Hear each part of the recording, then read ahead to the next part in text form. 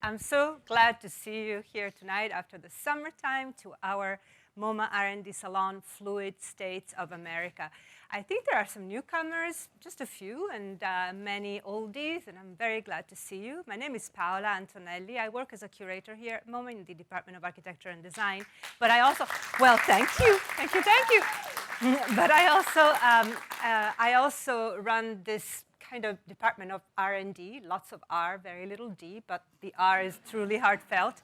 And for about, I would say, 2 years, 2.5 years, we've been running these salons that try to connect the museum with the real world. I mean, we've heard that before, but what we're trying to do is we're trying to pick topics that are very relevant to the outside world, and we try to contribute something from the museum side by having these polyedric conversations in which we have museum people, artists, and non-artists, and we try to look at the issues from many different angles. And today we're looking at an issue that is topical, timely, but hey, it's always been, and you'll see what I mean, which is the idea of fluidity.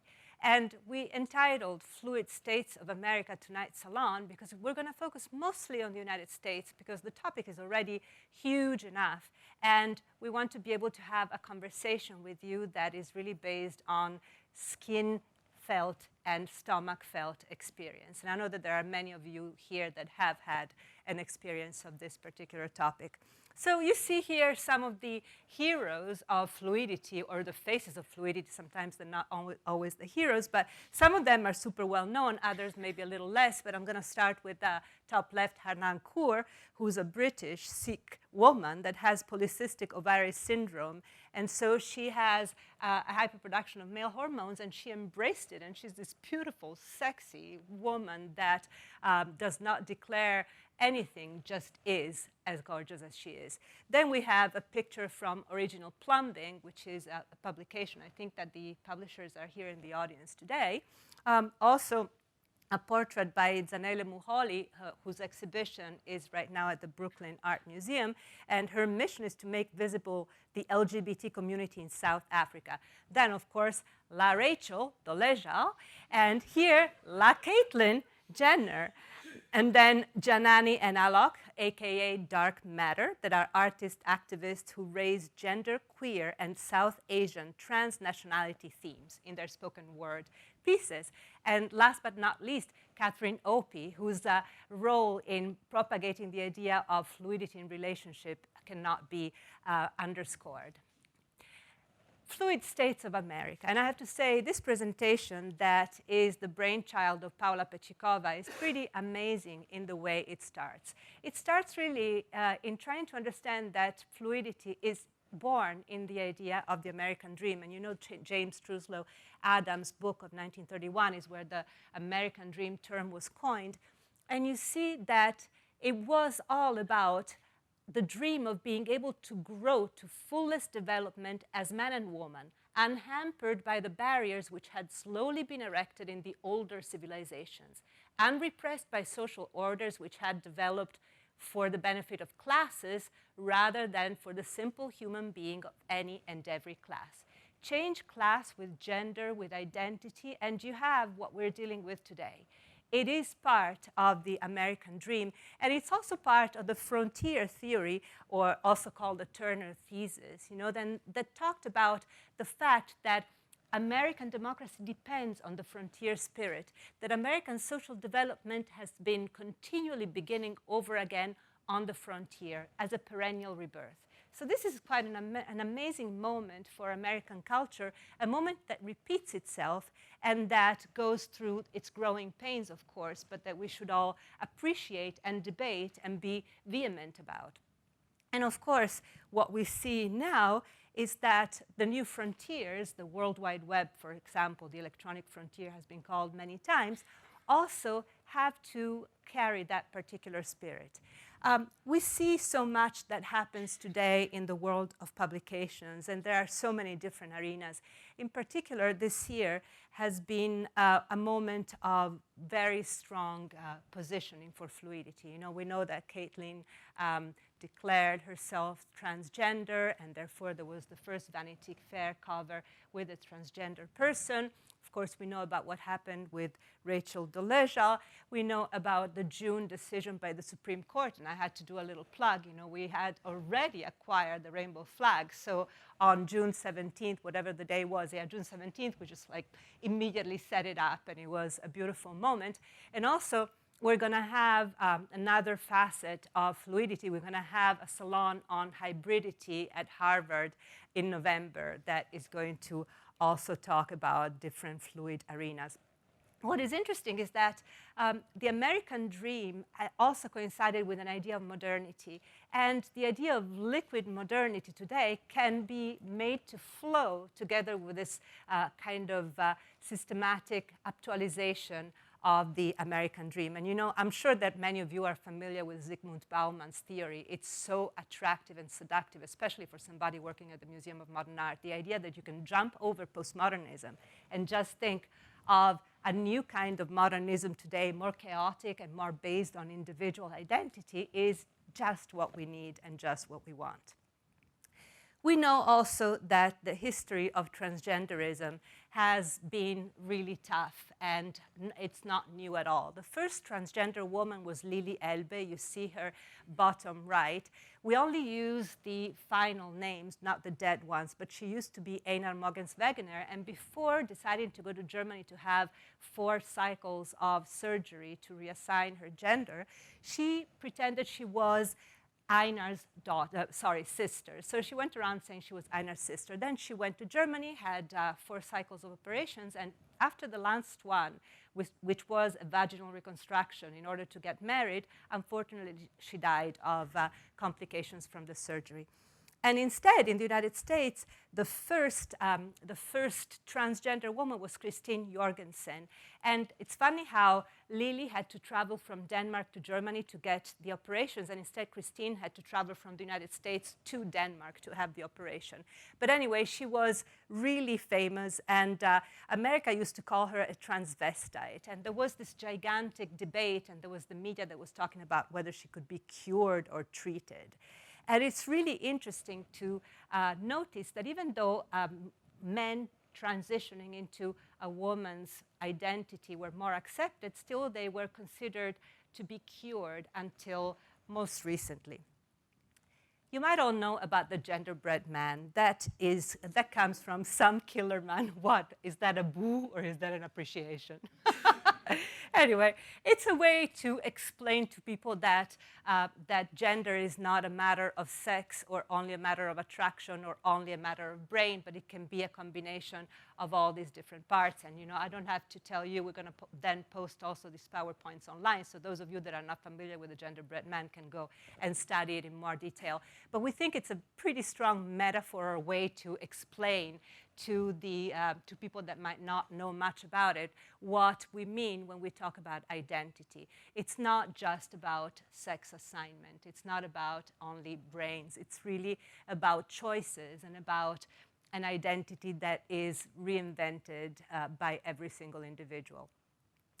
Now, interestingly enough, Facebook lately gives you 58 choices. If you want to characterize yourself, you can really choose. You have a pretty wide fan of possibilities. That seems a little bit, you know, how can I say, you know, a little bit like cheeky. It cannot possibly be real. But what is interesting is that the Museum of Modern Art is also working on, albeit not 58, but on a new definition of gender in our cataloging system. And you know, there's the Department of Digital Strategy and Content that's working on it, Stuart Comer, who's the chief curator of the Department of Media and Performance. So we're really trying to also understand what it means to be a museum in an age of fluidity, and to also make sure that we don't assign a taxonomy that does not reflect the art of today, which is what MoMA is supposed to collect. I have here in my notes all the explanations for all the 58 different definitions, but it's pretty amazing. You should go through it. There's neither. So I don't feel like I'm fully male or fully female. Enough said, that's what they say. There's either, there's two-spirit. There are so many different definitions. It's really interesting to see what the definitions are. the explanations are. But what I think is really interesting is to see that gender nonconformity is possibly the most fluid state that we can contemplate. And here are some of the faces of gender nonconformity. And I've also studied the pronoun that they choose to be called by. So we have Miley Cyrus, of course, singer. We have Tyler Ford, who is a 24-year-old New York City-based transgender writer, speaker, and consultant and model. We have Heather Castles, a woman that bodybuilder. She goes by she. So the ones that go by she are Miley and Heather. And then Shamir goes by he, Tyler goes by they, and Kate and Justin Vivian Bond go by Z. So it's really interesting, the choices. Of course, Kate Bornstein is the hero of gender nonconformity, and Justin Vivian Bond is a staple of the art and cabaret world of New York City. So it is really interesting and amazing to see how beautiful these people are. And today, I was sitting with Paola, and I was saying, who do you find the sexiest? Who are you attracted to the most? I'm not going to tell you, but hey, there is serious attraction going on. We had different opinions. One of the most important texts in the study of transgenderism and of nonconformity is Paul Preciado's text, Testo Junkie, Sex, Drugs, and Biopolitics in the Pharmacopornographic Era. You had an extract in your reading. I hope you have read it because it's so beautiful. And it created Scalpor when it was introduced in 2008. Paul was Beatrice, and this January she decided to be called Paul, so he goes by that name now. But his text is amazing because it really is a personal account of using topical testosterone without any direction by any medical authority. So it's really about hacking gender. And it's an homage. It was supposed to be an homage to a fallen queer friend, but it became a cultural analysis that really shows also how gender is a form of power. I really like this, the idea that giving the power to women to become slowly but surely, without any surgery, more manly is a way to completely also hack the system of power in the world. What if all girls could all of a sudden have that kind of power in a male-dominated world? So it's really quite fantastic to see how much political weight all of these choices carry. Of course, something that is really important is that this is not only at the individual scale, but also at the government scale. Wait a second, I want to tell you in which year in particular. In 2012, the Diagnostic and Statistical Manual of Mental Disorders, which is the Bible amongst psychologists and doctors, reclassified gender and gender nonconforming people as suffering from gender dysphoria rather than gender identity disorder. And this is a double-edged sword because on the one hand, it's more respectful and more empathetic, but on the other hand, it might create problems with insurance companies. And that's when Obamacare came in. And in 2014, it decided that Obamacare should cover gender correction surgery and that federal law prohibits health insurance companies from discriminating against transgender people. Of course, then there's the whole problem of the different states. But imagine the social and political consequences if we think that any girl from the suburbs could say, your monopoly is over. You know what I'm saying? Just, if only topical testosterone in cream and in lotion could be a way to reassign gender, or is a way to reassign gender. What is also very interesting to see how many communities have been born that give a sense of foundation and presence to all types of groups. And of course, many of this, and Miley Cyrus Instapride that happened when the Supreme Court decision was announced in June. Not to mention children's literature. I really love this part because until a few years ago, there was no mention whatsoever of transgenderism in children's literature. And instead, recently, there's been so many different examples. Also with I Am Jazz, that's probably one of the most well-known one. Jazz is now 12, and the whole story started when he becoming she was 7. And it's amazing to see how much strength there is in the idea that transgenderism should be something that even children can know about and can recognize themselves with. And you see that phrase by Sam Martin, very well-known children's author. My goal was to write stories that would have helped me feel less alone at that age. And you know that the statistics say that transgender youth nationwide, 40% of all homeless youth are LGBT, and more than 50% of transgender youth will have attempted suicide at least once by their 20th birthday. So we're talking about a seriously urgent matter.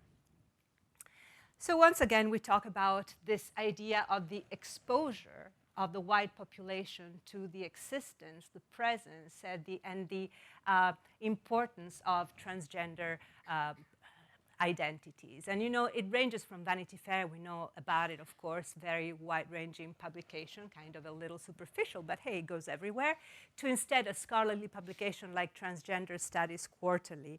I wish that Susan Stryker could have been with us. She's one of the two editors, and she just missed her window of opportunity by one day, unfortunately. Then we have Original Plumbing, originally from San Francisco, now edited out of Brooklyn. Amos and Rocco, are you here?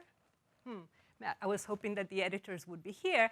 And the great LTTR, we had Kate Hardy here, one of the editors, as a speaker. And now it's finished, it's closed, but it was an annual independent gender queer feminist art journal. I don't know if you read the beautiful I Want a President that was in the reading list, so that was quite fantastic. Exposure also comes through television, and I'm sure that we know a lot of these programs. Of course, we know that Orange is the New Black features Laverne Cox, that was the first transgender woman to earn an Emmy. We know about Transamerica, we know about Sense8. I don't have to talk to this audience. You're quite familiar with all of these different programs. What is interesting, though, to talk about is that the most mass ones usually don't have transgender protagonists. They tend to be actors that are cisgender, that are used in a transgender position. You know, for instance, in Transamerica or in About Ray, where Elle Fanning is interpreting a girl transitioning into boy. And the discussions there are endless. But it's important that all this happens because lately, GLAAD did a poll and found out that only 8% of Americans say that they personally know someone who is transgender. Only 8%. I would like now to talk a little bit about relationships, because fluidity does not only regard the individual, it also regards relationship, and that's one of the most beautiful aspects.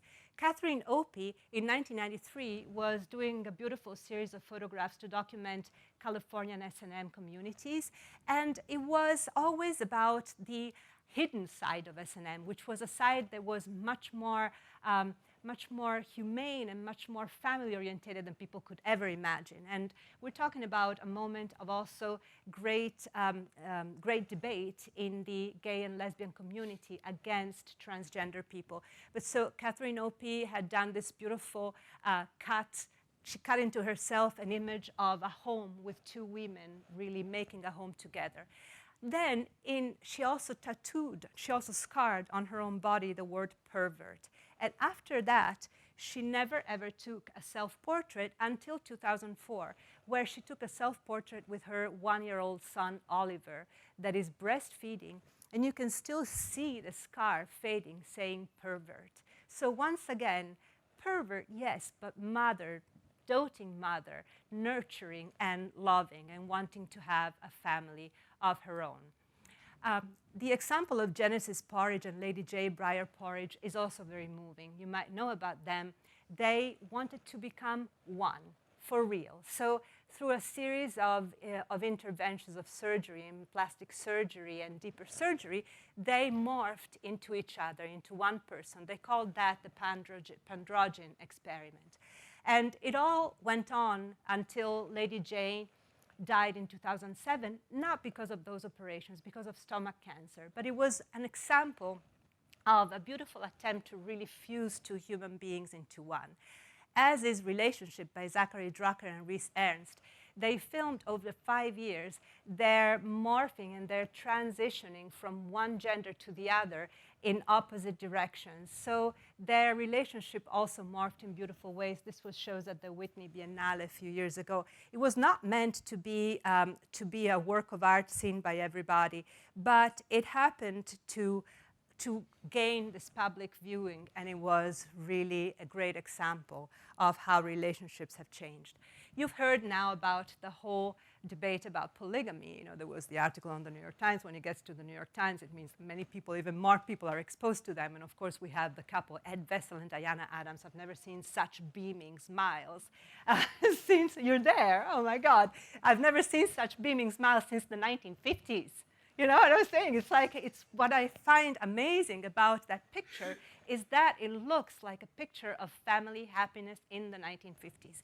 And of course, we also know about Brandon Wade and the open relationship site that asks you what's your romantic orientation. So in that case, it's not sexual orientation, it's romantic. And some people are biromantic or sapiomantic, and I don't really know what that means. But truly, you know, it's a question that we should ask ourselves, because now that the dust is settling from the Supreme Court's decision in June about same-sex marriage, there are new questions. In particular, could the decision presage a constitutional right to plural marriage? Why not? So it's the new frontier, the next frontier. And from that, I would like to move a little bit to Rachel. You know, it's interesting to talk about identity fluidity, not only in gender, but also in race. So Rachel Dolezal started out as white and then became the president of the local chapter of the NAACP until she was outed by her own parents. And it's a very, very delicate story, and it's a story that is baffling. I didn't expect to be confronted with it, and maybe naively so. And when I heard about it the first time, I was pretty stunned.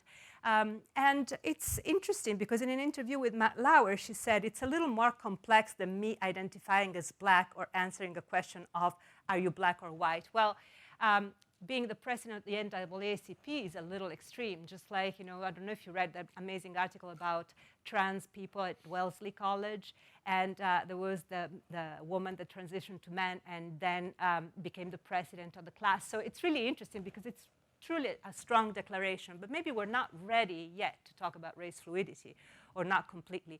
It seems also that there is a movement called wrong skin. And we see here that, you know, this is Godfrey Efwick that talks about it and said, it's not a joke. It's not OK to mock us. It's not easy to live like this. We'll talk about it more, but you know, the idea of race taxonomy is as complicated or even more complicated than the idea of gender taxonomy.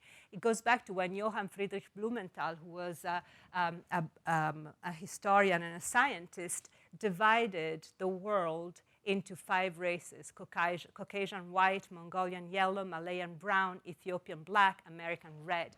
And at that point, geography became just a pretext. In truth, it was all based on people's appearance. And at that point, it became a dangerous tool for what was to come.